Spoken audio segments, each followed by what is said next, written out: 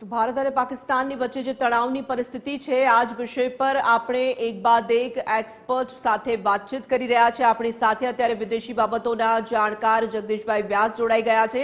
જગદીશભાઈ, ખૂબ ખૂબ સ્વાગત છે। ખૂબ જ મહત્વપૂર્ણ સમય ચાલી રહ્યો છે ભારત માટે। ભારત પાકિસ્તાનમાં અત્યારે જે તણાવની પરિસ્થિતિ સર્જાઈ ચૂકી છે અને જે રીતે ગઈકાલથી આપણે ગતિવિધિઓ જોઈ રહ્યા છે, સૌથી પહેલા તો આપની પાસેથી આ સંદર્ભે પ્રતિક્રિયા લેવા માંગીશ। હાજી, અત્યારે તણાવભરી પરિસ્થિતિ છે। મારી આગળ પણ ભાઈએ બહુ સરસ રીતે વર્ણન કર્યું। હવે આપણે તો વેઇટ એન્ડ વોચમાં છીએ, પરંતુ એક સૌથી જરૂરી વસ્તુ એ છે કે આપણે થોડું શાંતિ રાખવાની જરૂર છે।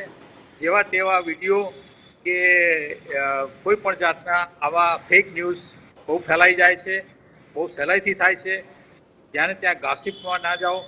અને આપણા એક રાષ્ટ્રના એક અધિકારીએ બહુ સરસ રીતે કહ્યું છે કે તમે એરપોર્ટ ઉપર કે કોઈ પણ સ્થળે જ્યાં અત્યારે આર્મીના માણસો તૈયાર હાજર છે, તો એમનો કોઈ પણ વિડીયો કે ફોટો ના, એ દેશની એક સુરક્ષા છે, કારણ કે એ તમે સોશિયલ મીડિયા પર મૂકો એ પણ એક છે।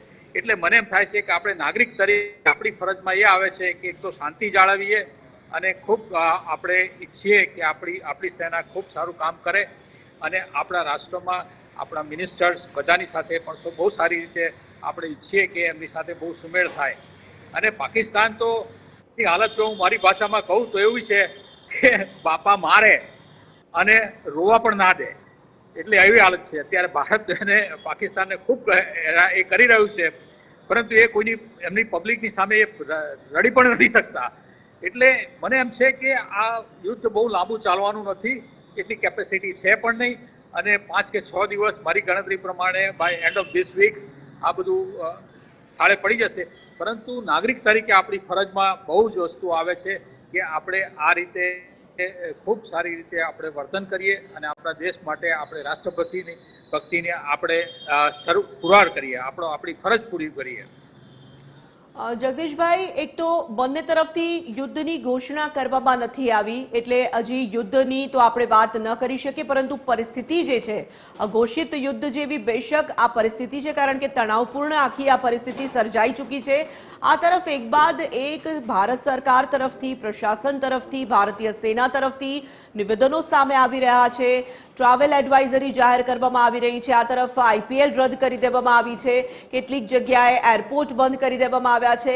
અને જ્યારે આપણે આજના યુગમાં આ પરિસ્થિતિનું જ્યારે સામનો કરી રહ્યા છે, પહેલાના જે યુદ્ધ હતા કે પહેલાના જ્યારે આ તણાવપૂર્ણ પરિસ્થિતિ હતી ત્યારે સોશિયલ મીડિયા આટલું એક્ટિવ નહોતું। હવે સોશિયલ મીડિયા પર માહિતી પણ ખૂબ ઝડપી મળે છે અને ખોટી માહિતી પણ ખૂબ ઝડપી સ્પ્રેડ થાય છે। આપને લાગે છે કે જનતાએ થોડું વધુ સતર્ક થવું પડશે અને આપણું કોન્ટ્રીબ્યુશન માત્ર આ જ હશે? બહુ સાચી વાત કહી। જનતાએ સતર્ક રહેવાની જરૂર છે। અત્યારે આપણે જે જોઈએ કે એરપોર્ટ બંધ થયું છે, બધા રિસ્ટ્રિક્શન્સ મુકાયા છે, એ આપણી સેફટી માટે જ છે એમ માની લેવું જરૂરી છે। કારણ કે કોઈ પણ સંજોગોમાં જો પરિસ્થિતિ વણસે તો આપણે પેનિક થવાની જરૂર નથી અને આપણી સુરક્ષા માટે કરેલી છે। બાકી યુદ્ધની વાત તમે કરી, ભારત હંમેશા પહેલેથી કહેતો આવ્યું છે કે અમે શાંતિમાં જ માનીએ છીએ। એટલા માટે જ આપણે જ્યારે રશિયાના યુદ્ધ સાથે પણ આપણે એ જ પોઝિશન ન્યુટ્રલ લીધી છે, એ જ આપણે ઇઝરાયલ સાથે પણ લીધેલી છે। અને અહીંયા પણ આપણે ફક્ત આતંકવાદીઓના હુમલા જવાબ જ આપ્યો છે। આતંકવાદીઓના અડ્ડા, આતંકવાદી એટલે ટેરોરિસ્ટ, આખી દુનિયાના બધા સારા દેશોએ આ એક્સેપ્ટ કરેલું છે કે પાકિસ્તાન ટેરોરિસ્ટ કન્ટ્રી છે અને ટેરોરિસ્ટને એ લોકો સપોર્ટ આપી રહ્યા છે, ત્યાંની આર્મી સપોર્ટ આપી રહી છે। હવે આર્મી આજે એક સ્ટેપ લીધું છે કે એમના આર્મીના ચીફને એમણે ધરપકડ કરી છે, એમને છૂટા કરી દીધા છે, મુનરને। એટલે મને એમ લાગે છે કે થોડા સ્ટેપ્સ દુનિયાના બધા દેશો એની પર પ્રેશર આપશે અને પાકિસ્તાન પોતાની આ રીતે પોઝિશન ક્લિયર કરી અને પોતે આ રીતે સ્વીકારશે કે હા, આ પહેલાં પણ સ્વીકાર્યું જ છે આમ તો, કે અમે જ આટલા 20-30 વર્ષથી અમે જ આ લોકોને આતંકવાદીઓને પોષ્યા છે, એમને ટ્રેનિંગ આપી છે, બધું કર્યું છે। ભલે પછી બીજા દેશોની વાત કરે કે અફઘાનિસ્તાનની વોર થઈ ત્યારે બધા હવે ઘૂસેલા છે ને ત્યારે અમે ટ્રેનિંગ આપેલી છે, અમેરિકા અને બીજા યુરોપિયન દેશોએ અમને આ રીતે ટ્રેન કરવા માટે કરેલું છે। એટલે પાકિસ્તાન જુદા જુદા બહાના કાઢે છે, પરંતુ હકીકત એ છે કે આતંકવાદીઓને એ લોકોએ પોષણ આપ્યું છે, એમને બધે જ એટલે ત્યાં આગળ એમના ટ્રેનિંગના અડ્ડા આ તે બધું કરેલું છે, જે બધા ધ્વસ્ત ભારતે કરી દીધા છે.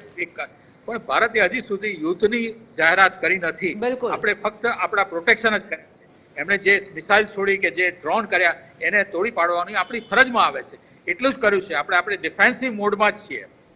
બિલકુલ જગદીશભાઈ, ધન્યવાદ અમારી સાથે જોડાવા માટે. તો જે રીતે ભારત અને પાકિસ્તાનની વચ્ચે તણાવની સ્થિતિ છે તેની વચ્ચે એક બાદ એક અપડેટ્સ સામે આવી રહ્યા છે. ફરી એક વખત અમે આપને જણાવવા માંગીશું કે સોશિયલ મીડિયાનો આ યુગ છે, ફેક ન્યૂઝથી, ખોટા ન્યૂઝથી આપ દૂર રહો.